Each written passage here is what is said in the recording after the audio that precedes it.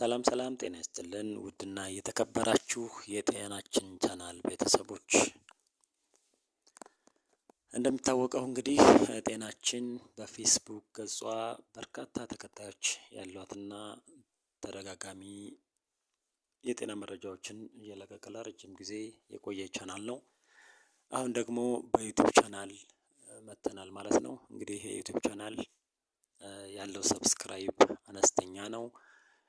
ሰብስክራይቡ አነስተኛ ከመሆኑ የተነሳ ተደጋጋሚ ቪዲዮዎችን እና የጤና መረጃዎችን ለመልቀቅ አስቸጋሪ የሆነበት ሁኔታ ነው ያለው እና ውድ የቻናላችን ተከታታዮች ይህንን መልእክት እየሰማችሁ ያላችሁ ቻናሉን ለሌሎች ሼር በማድረግ እና ሰብስክራይብ በማድረግ ተደጋጋሚ የሆኑ የጤና መረጃዎችን እንድንለቅ ታግዙን ዘንድ በአክብሮት እንጠይቃለን።